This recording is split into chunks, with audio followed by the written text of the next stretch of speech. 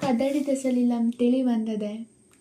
ರಾವಣನು ಧ್ರುವಮಂಡಲದಂತೆ ಯಾವ ಕಡೆಯೂ ಚಲಿಸದೆ ಮನೋನಿಗ್ರಹವನ್ನು ಮಾಡಿ ಏಕಾಗ್ರಚಿತ್ತನಾಗಿ ದಿವ್ಯ ಮಂತ್ರವನ್ನು ಪಠಿಸಿ ಬಹುರೂಪಿಣಿ ವಿದ್ಯೆಯನ್ನು ಸಾಧಿಸಿದನು. ಬಹುರೂಪಿಣಿ ವಿದ್ಯಾದೇವತೆಯು ಮಳೆಗಾಲದಲ್ಲಿ ಬರುವ ಗುಡುಗು ಸಿಡಿಲಿನ ಆರ್ಭಟ ಆವೇಶವನ್ನು ಮೀರಿಸುವಂತಹ ಶಬ್ದದೊಂದಿಗೆ ಒಂದಿಷ್ಟು ಜನರಿಗೆ ಯಮಸ್ವರೂಪಿಯಂತೆ ರಾವಣನೆದುರು ಪ್ರತ್ಯಕ್ಷವಾಗಿ ಕೈ ಹತ್ತಿರ ನಿಂತು ಆಜ್ಞೆ ಮಾಡು, ಆಜ್ಞಾಪಿಸು ಎಂದು ಹೇಳಿತು. ಹೀಗೆ ಹತ್ತಿರ ಬಂದ ವಿದ್ಯಾದೇವತೆಯು ಚಕ್ರಧರನಾದ ಲಕ್ಷ್ಮೀಧರನಾದ ಲಕ್ಷ್ಮಣನು, ಕೊನೆಯ ಜನುಮ ದೇಹಧಾರಿಯಾದ ರಾಮನು ಇವರಿಬ್ಬರೂ ಉಳಿಯುತ್ತಾರೆ, ಆದರೆ ಉಳಿದವರನ್ನು ಉಳಿಯಲು ಬಿಡುವುದಿಲ್ಲ ಎಂದು ಹೇಳಿದಾಗ ರಾವಣ ಈ ರೀತಿ ಹೇಳುತ್ತಾನೆ. ರಾವಣನು, ನಾನು ಈ ವ್ರತವನ್ನು ಆಚರಿಸಿ ನಿನ್ನನ್ನು ಪಡೆದದು ಅವರಿಬ್ಬರನ್ನು ರಾಮ ಲಕ್ಷ್ಮಣರನ್ನು ಕೊಲ್ಲಬೇಕೆಂದು. ಆದರೆ ಅವರಿಬ್ಬರನ್ನು ಬಿಟ್ಟು ಉಳಿದವರ ಅಳಿವು ನನಗೇತಕೆ ಎಂದು ತನ್ನ ಅಸಮಾಧಾನವನ್ನು ವಿದ್ಯಾದೇವತೆಗೆ ತಿಳಿಸಿ ಮತ್ತೆ ಮುಂದುವರೆದು ಆ ವಿದ್ಯಾದೇವತೆಗೆ ನಮಸ್ಕರಿಸಿ ತಾನು ವ್ರತ ಆಚರಿಸಿದ ಶಾಂತಿಜಿನಭವನಕ್ಕೆ 3 ಸುತ್ತು ಪ್ರದಕ್ಷಿಣೆ ಹಾಕಿ ಬರುತ್ತಿರಲು ಅದೇ ಸಂದರ್ಭದಲ್ಲಿ ರಾವಣನ ಅರಮನೆಯಿಂದ ಅಂಗದಾದಿಗಳು ಹೊರಹೋಗಿ ತಮ್ಮ ಬೀಡವನ್ನು ತಲುಪಿದರು. ಇತ್ತ ರಾವಣನು ತನ್ನ ಅಂತಃಪುರದ ಸ್ತ್ರೀಯರನ್ನು ನಿಂದನೆ ಮಾಡಿ ಕಾಟ ಕೊಟ್ಟು ಹಲವಾರು ರೀತಿ ತೊಂದರೆ ಮಾಡಿದಂತಹ ಅಂಗದಾದಿಗಳ ಮೇಲೆ ಯಕ್ಷರನ್ನು ಕೊಲ್ಲುವಾಗ ಬರುವ ಕೋಪದಷ್ಟು ಕೋಪಗೊಂಡ ಆನೆ ತನ್ನ ವೈರಿಯಾದ ಸಿಂಹವನ್ನು ಕೊಲ್ಲುವಾಗ ಬರುವ ಕೋಪದಷ್ಟು ಕೋಪವು ರಾವಣನಿಗೆ ಬಂದು ತನ್ನ ಪ್ರಿಯ ಸತಿಯಾದ ಮಯನ ಮಗಳಾದ ಮಂಡೋದರಿಯ ಬಾಡಿದ ಮುಖ ಕಮಲವನ್ನು ನೋಡಿ ಅವಳ ಮುಂಗುರುಳು ಆಗತಾನೆ ರೆಕ್ಕೆ ಮೂಡಿದ ಕೆಂಪು ದುಂಬಿಯ ಸಾಲಿನಂತೆ ಕಾಣುತ್ತಿರಲು ಇದೆಲ್ಲವನ್ನು ಗಮನಿಸಿದ ರಾವಣನ ಕೋಪ ಮತ್ತಷ್ಟು ಹೆಚ್ಚಾಯಿತು. ರಾವಣ ತನ್ನ ಇಡೀ ಸಮಸ್ತ ಅಂತಃಪುರವನ್ನು ಮತ್ತು ಸ್ತ್ರೀಯರನ್ನು ನೋಡಿ, ನಿಮಗೆ ಇಷ್ಟೊಂದು ಅವಮಾನ ಮಾಡಿದ, ತೊಂದರೆ ಕೊಟ್ಟಂತಹ ಅಂಗದ ಮತ್ತು ಮೊದಲಾದವರನ್ನು ಹುಬ್ಬು ಗಂಟಿಕ್ಕುವುದರ ಒಳಗೆ ಸೋಲಿಸಿ ಸೆರೆ ಹಿಡಿದು ತಂದು ನಿಮ್ಮೆಲ್ಲರ ಮುಂದೆ ಅವರಿಗೆ ಅನೇಕ ರೀತಿಯ ಅವಮಾನ ಮಾಡಿ ಸೋಲಿಸುತ್ತೇನೆ ಎಂದು ಸಮಾಧಾನ ಮಾಡಿ ಶಾಂತಿಜಿನಭವನದಲ್ಲಿ ಮಹಾಪೂಜೆಯನ್ನು ಮಾಡಿಸಿ ವ್ರತವನ್ನು ಪೂರೈಸಿದವನಾಗಿ ಅಮೃತ ಸಮಾನವಾದ ಆ ಆಹಾರವನ್ನು ಆರೋಹಿಸಿ ತದನಂತರ ಬಹುರೂಪಿಣಿ ವಿದ್ಯೆಯ ಪ್ರಭಾವವನ್ನು ಪರೀಕ್ಷೆ ಮಾಡಿ ಆ ವಿದ್ಯೆಯು ಉತ್ತಮವಾದ ಫಲ ನೀಡಿದ್ದರಿಂದ ಬಹಳ ಸಂತೋಷ ತುಂಬಿದ ಹೃದಯದವನಾದನು. ಸರಿಸಾಟಿ ಯಾರು? ಈ 3 ಲೋಕದಲ್ಲಿ ನನಗೆ ಸರಿಸಮಾನವಾಗಿ ನಿಲ್ಲುವವರು ಯಾರು? ಯುದ್ಧ ಭೂಮಿಯಲ್ಲಿ ನನ್ನನ್ನು ಸೋಲಿಸುವವರು ಯಾರು? ಎದುರಿಸುವವರು ಯಾರಾದರೂ ಇದ್ದಾರೆಯೇ ಎಂದು ತನ್ನ ನೀಳ ಬಾಹುಗಳನ್ನು ನೋಡಿಕೊಂಡನು. ನಂತರ ವಿದ್ಯೆಯನ್ನು ಪಡೆದುಕೊಂಡಿರುವ ಈ ಸಂದರ್ಭದಲ್ಲಿ ಸೀತೆಯ ಮುಖವನ್ನು ನೋಡಬೇಕೆಂಬ ವಿಶೇಷ ಕಾತರದಿಂದ ಹೂಬಾಣಗಳಿಲ್ಲದ ಮನ್ಮಥನಂತೆ ರಾವಣನು ಪ್ರಮದವನಕ್ಕೆ ಬಂದನು. ಹೀಗೆ ಒಮ್ಮೆಲೆ ವೀರ ಪೌರುಷದ ಬೆಡಗಿನಿಂದ ಬಂದಂತಹ ರಾವಣನನ್ನು ರಾಕ್ಷಸ ಪತ್ನಿಯರು ಸೀತಾದೇವಿಗೆ ತೋರಿಸಿದರು. ರಾಕ್ಷಸ ಪತ್ನಿಯರು ವರ್ಣಿಸಿದ ರಾವಣನ ರೂಪವು ಸೀತಾದೇವಿಗೆ ತೃಣಕ್ಕೆ ಸಮಾನವಾಯಿತು.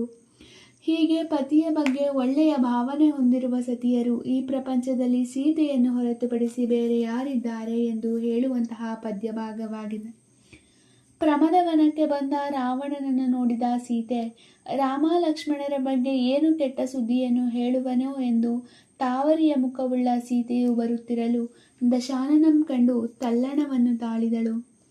ಹೀಗೆ ತಲ್ಲಣಗೊಂಡಿದ್ದ ಸೀತೆಯ ಬಳಿ ಬಂದ ರಾವಣ ಈ ರೀತಿ ಹೇಳಿದನು, ನಾನು ಬಹುರೂಪಿಣಿ ವಿದ್ಯೆಯನ್ನು ಸಾಧಿಸಿದ್ದೇನೆ. ಈ ವಿದ್ಯೆಯನ್ನು ಸಾಧಿಸಿರುವ ನನಗೆ ಅಸಾಧ್ಯವಾದದ್ದು ಯಾವುದೂ ಇಲ್ಲ. ವಿರೋಧಿಗಳ್ಯಾರೂ ಇಲ್ಲ, ಹಾಗೂ ವಿರೋಧಿ ಪಕ್ಷಗಳಿಲ್ಲ. ನನ್ನನ್ನು ಎದುರಿಸಿ ನಿಲ್ಲುವವರು ಯಾರೂ ಇಲ್ಲ.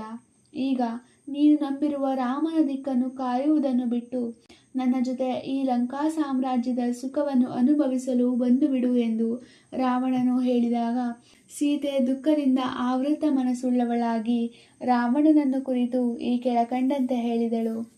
ನನಗೆ ಕರುಣಿಸುವುದಾದರೆ ಅಥವಾ ನನ್ನ ಮೇಲೆ ಕರುಣೆ ಇರುವುದಾದರೆ ದಶಕಂಠನಾದ ರಾವಣ, ನೀನು ಯುದ್ಧದಲ್ಲಿ ರಾಮ ಲಕ್ಷ್ಮಣರ ಆಯಸ್ಸು ಪ್ರಾಣಗಳವರೆಗೆ ಬರಬೇಡ ಎಂದು ಹೇಳುತ್ತಾ ಭೂಮಿಯಲ್ಲಿ ಕುಸಿದು ಮೂರ್ಛೆ ಹೋದಳು. ಹೀಗೆ ಮೂರ್ಛೆ ಹೋದ ಸೀತೆಯ ಮೇಲೆ ರಾವಣನಿಗೆ ಅನುಕಂಪ ಹುಟ್ಟಿ ತನ್ನನ್ನು ತಾನೇ ನಿಂದಿಸಿಕೊಂಡು ಹಿಂದಿನ ಜನ್ಮದ ಕರ್ಮಕ್ಕೆ ಒಳಗಾದಂತಹ ವ್ಯಕ್ತಿ ಕೆಟ್ಟ ಪಾಪಗಳನ್ನು ಮಾಡುವ ಮನಸ್ಸುಳ್ಳವನಾಗಿ ಮಾಡಿದಂತಹ ಕೆಲಸದಿಂದ ಇಂದು ಇದೆಲ್ಲವೂ ಕೂಡ ಸಂಭವಿಸಿತು ಎಂದು ಪಶ್ಚಾತ್ತಾಪಪಟ್ಟನು. ಕದಡಿದಂತಹ ನೀರು ತನ್ನಷ್ಟಕ್ಕೆ ತಾನೇ ತಿಳಿಯಾಗುವಂತೆ ರಾವಣನಿಗೆ ಸೀತೆ ಎನ್ನುವ ಕೆಸರು ಅಂಟಿತು. ಆದರೆ ಈಗ ಕೆಸರು ತಳ ಹಿಡಿದು ಮೇಲಿನ ನೀರು ತಿಳಿಯಾಗಿದೆ. ಅದೇ ರೀತಿ ರಾವಣನಿಗೆ ಸೀತೆಯ ಮೇಲೆ ವೈರಾಗ್ಯ ಹುಟ್ಟಿ ತನ್ನ ತಪ್ಪಿಗೆ ಪಶ್ಚಾತ್ತಾಪ ಪಡುತ್ತಾನೆ. ಉನ್ನತವಾದಂತಹ ವ್ಯಕ್ತಿಯಲ್ಲಿ ಪಾಪದ ಕೆಲಸ ಸ್ಥಿರವಾಗಿ ಇರುವುದಿಲ್ಲ, ಅದು ಕ್ರಮೇಣ ನಾಶವಾಗುತ್ತದೆ. ಸಂಜೆಯ ಮೇಲಿನ ಅನುರಾಗವನ್ನು ದಿನ ಸೂರ್ಯ ಉದಯಿಸುವಾಗ ಕಳೆದುಕೊಳ್ಳುವಂತೆ ಮನಸ್ಸು ಮೋಹಕ್ಕೆ ಸಿಲುಕಿದಾಗ ಉತ್ತಮವಾದ ವ್ಯಕ್ತಿ ಕೆಟ್ಟದ್ದನ್ನು ಆಚರಿಸಿದರೂ ಕೊನೆಗೆ ಅದರೊಳಗಿನ ಇಂದ್ರಿಯಾಸಕ್ತಿಯನ್ನು ಕಳೆದುಕೊಳ್ಳದೇ ಇರುತ್ತಾನೆಯೇ ಎಂದು ಈ ಪದ್ಯ ಭಾಗವು ತಿಳಿಸುತ್ತದೆ. ರಾವಣನ ಮನಸ್ಸಿನಲ್ಲಿ ಕಾರುಣ್ಯರ ಸೌರತೆಯಾಗಿ ಹರಿದು ಸೀತೆಯ ಮೇಲೆ ಇದ್ದಂತಹ ಅನುರಾಗವನ್ನು ಸಂಪೂರ್ಣವಾಗಿ ಕಳೆದುಕೊಂಡು ತನ್ನ ಹಿಂದಿನ ಸ್ವಭಾವಕ್ಕೆ ಮರಳಿ ಬಂದು ತನ್ನ ಆಪ್ತರಾದ ಪರಿಷತ್ ಜನರಿಗೆ ಹೀಗೆ ಹೇಳಿದನು: ಗುಣವಂತೆಯಾದ ಸೀತೆ ನನ್ನ ಮೇಲೆ ಯಾವುದೇ ವ್ಯಾಮೋಹವನ್ನು ತಾಳಲಿಲ್ಲ.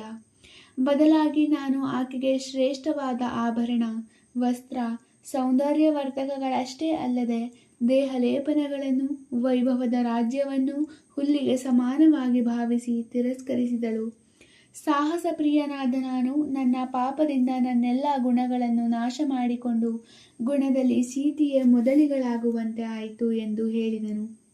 ರಾಮ ಸೀತೆಯರು ಒಬ್ಬರನ್ನೊಬ್ಬರು ಪ್ರಾಣಪ್ರಿಯರಂತೆ ಪ್ರೀತಿಸುತ್ತಿದ್ದಾರೆ. ಯಾವ ಕಾರಣವೂ ಇಲ್ಲದೆ ನನ್ನ ಕರ್ಮದ ಫಲವಾಗಿ ನನ್ನೊಳಗಿನ ಕಾಮಾಸಕ್ತಿಯಿಂದ ಇವರಿಬ್ಬರನ್ನು ಅಗಲುವಂತೆ ಮಾಡಿದೆ. ಈ ರೀತಿ ಮಾಡಿದ ನನ್ನ ಕುಲದ ಕುಪ್ರಸಿದ್ಧಿಯ ಬೇರಿ ಮುಳುಗುವುದಿಲ್ಲವೇ ಎಂದು ಪಶ್ಚಾತ್ತಾಪ ಪಡುತ್ತಾನೆ.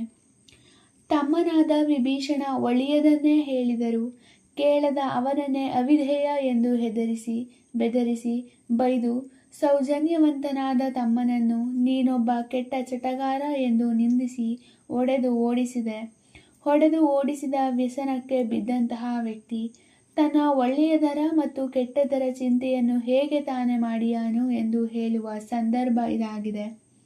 ಇಂದ್ರಿಯ ಮೋಹಕ್ಕೆ ಒಳಗಾದ ವ್ಯಕ್ತಿ, ಕೆಟ್ಟ ಚಟವನ್ನು ಹೊಂದಿರುವ ವ್ಯಕ್ತಿ ತನ್ನ ಯಶಸ್ಸಿನ ನಾಶ, ಸೋಲು, ಉತ್ತಮರ ಸಂಪರ್ಕ, ಕುಪ್ರಸಿದ್ಧಿ ಮತ್ತು ಮನುಷ್ಯತ್ವದ ಕೇಡನ್ನು ಪಡೆಯುತ್ತಾರೆ. ತಮ್ಮ ಶ್ರೇಷ್ಠತೆಗೆ ಭಂಗ ಬರುವುದು, ಸದ್ಗತಿಗೆ ಬದ್ಧವಾಗುವುದು, ಒಳ್ಳೆಯ ನಡವಳಿಕೆ, ಸೃಹೃದಯದ ಚಿಂತನೆ ಕಾರಣವಾಗುವುದು. ಹಾಗೆಯೇ ಜನರಲ್ಲಿ ಅಪವಾದ ಹರಡುವುದು, ಇನ್ನೂ ಹಲವು ಸಮಸ್ಯೆಗಳು ಬಂದರೂ ಕೆಟ್ಟ ಚಟಕ್ಕೆ ದಾಸನಾಗಿರುವ ವ್ಯಕ್ತಿ, ಇಂದ್ರಿಯಾಸಕ್ತಿಯನ್ನು ಹೊಂದಿರುವ ವ್ಯಕ್ತಿ, ಮೋಹದ ಮತ್ತಿನಲ್ಲಿರುವವನು ಮೇಲೆ ತಿಳಿಸಿದ ಯಾವ ಕಾರಣಗಳನ್ನು ಅರಿಯುವುದಿಲ್ಲ. ಹೀಗೆ ಚಿಂತಿಸದೆ ರಾವಣ ತನ್ನ ಮನಸ್ಸಿನಲ್ಲಿ ಈ ರೀತಿಯಾಗಿ ತಿಳಿದುಕೊಂಡನು: ಈಗ ನಾನು ತೆಗೆದುಕೊಂಡ ನಿರ್ಧಾರಕ್ಕೆ ಅನುಗುಣವಾಗಿ ಸೀತೆಯನ್ನು ಹಾಗೆಯೇ ಕಳಿಸಿಕೊಟ್ಟರೆ ನನ್ನ ಪರಾಕ್ರಮ, ಅಧಿಕ ಸಾಮರ್ಥ್ಯ, ವೀರತ್ವ ಮತ್ತು ಪ್ರಶಸ್ತಿಗಳು ವ್ಯರ್ಥವಾಗಿ ಹೋಗುತ್ತದೆ.